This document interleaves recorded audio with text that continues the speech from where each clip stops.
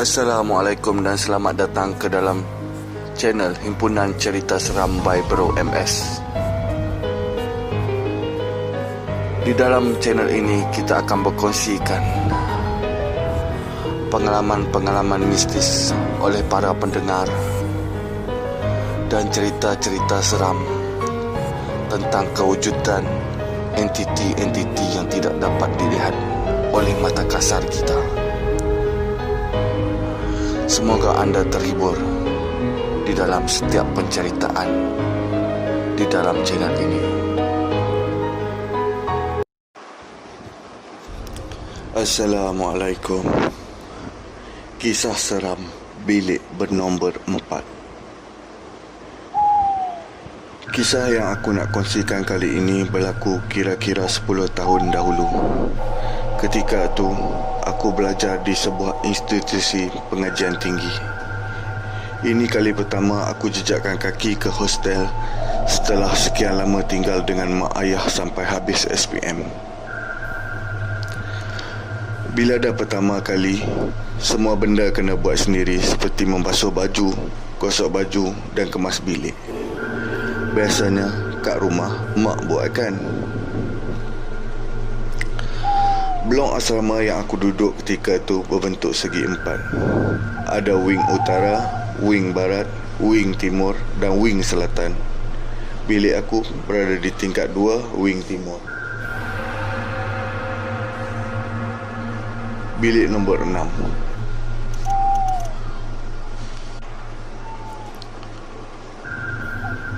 Aku suka bilik itu sebab bila bangun pagi, buka tingkap, nampak gunung berkabus tak jauh kat sana.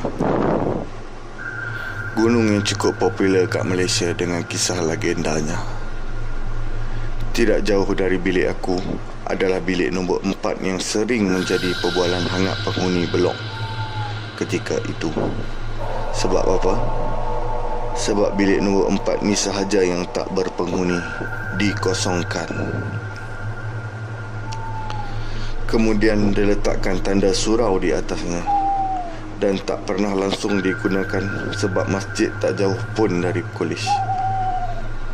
Macam-macam spekulasi pasal bilik tersebut dibawa dari satu mulut ke mulut. Aku ni jenis yang senang tidur. Lepas isyak je, confirm aku tidur. Lepas tu, tengah malam, mulalah terjaga. Hampir setiap hari macam tu.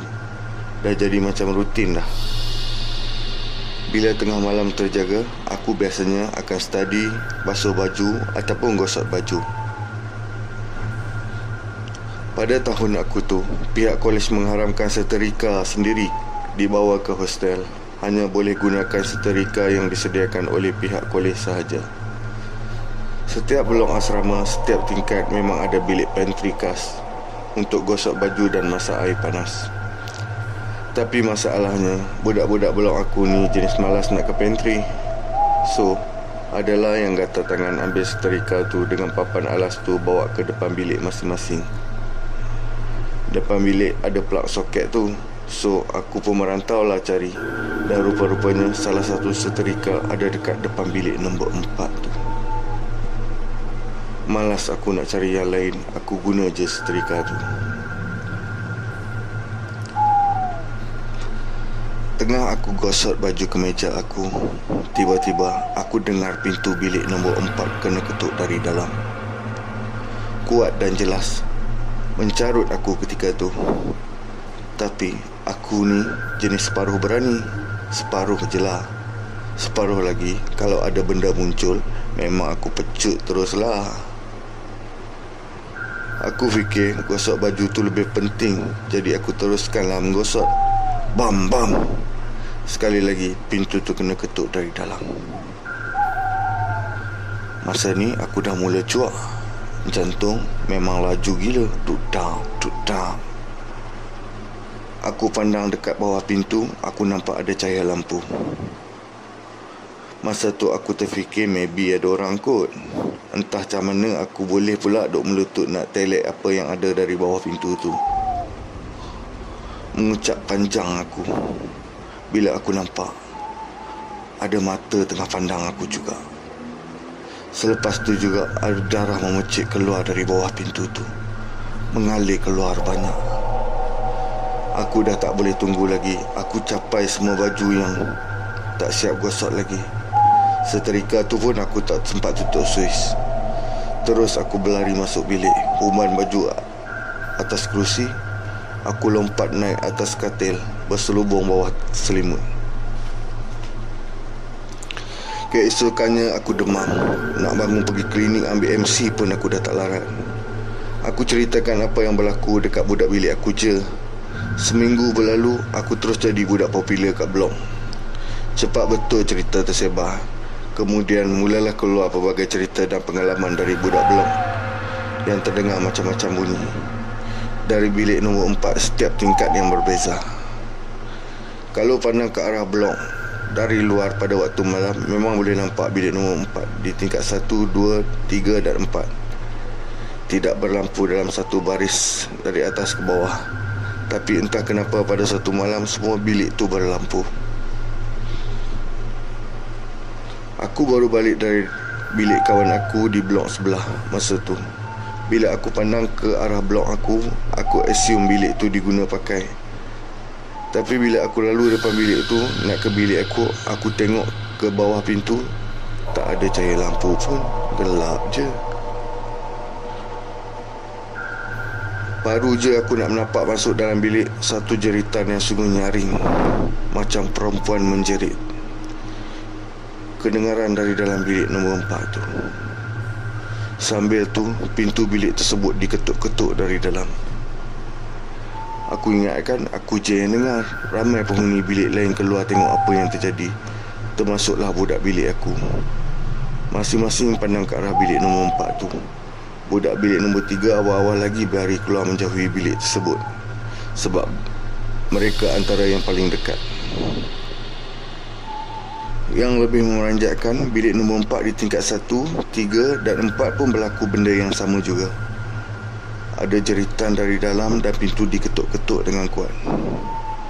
Tak lama selepas tu, warden asrama datang bersama-sama dengan seorang ustaz dan anak buah dia. Warden minta kami semua berkumpul di dataran bawah di tengah-tengah blok. Masa ni, kami dapat dengar bermacam-macam bunyi. Bunyi menjerit di tingkat 3, bunyi mengarang di tingkat 2, bunyi orang berlari di tingkat 1, bunyi ustaz baca ayat kursi kuat-kuat kat tingkat 2. Bunyi-bunyi tu pula sekejap arah sana, sekejap arah sini. Aku yang ada kat tangan masa tu dah tak termampu nak baca sebab takut sangat. Lama jugalah pertarungan tu berlaku. Kira-kira jam 3 pagi barulah semuanya berjaya dibersihkan. Setelah beberapa hari kejadian, barulah kami dapat tahu bahawa ada benda yang menghuni di bilik nombor 4. Setiap aras ada penghuninya. Penghuninya tak suka diganggu. Pelajar pula suka buat bising nak-nak waktu malam. Ada perjanjian dah dibuat antara tuan tanah kolej tersebut dengan benda asal tempat tu. Sebab itu bilik tu dikosongkan. Ada student yang main spirit of the coin dalam bilik nombor 4 di tingkat 4. Sebab tu benda tu mengamuk. Lepas kejadian tu, pelbagai lagi siri seram bilik nombor 4 berlaku dekat kolej tu. Kalau bukan blok aku, pasti berlaku kat blok lain. Kolej tu ada 6 blok asrama semuanya. Semuanya ada 4 aras. Semua aras bilik nombor 4 dikosongkan. Itulah perjanjian antara tuan tanah dengan puteri. Siapakah puteri itu? Sampai sekarang ianya masih menjadi misteri.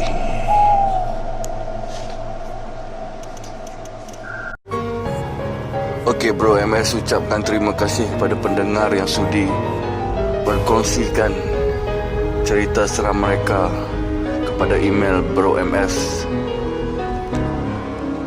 Jadi kepada para pendengar yang ingin berkongsikan cerita seram anda bersama pendengar yang lain, bolehlah email kepada Bro MS di alamat email yang tertera.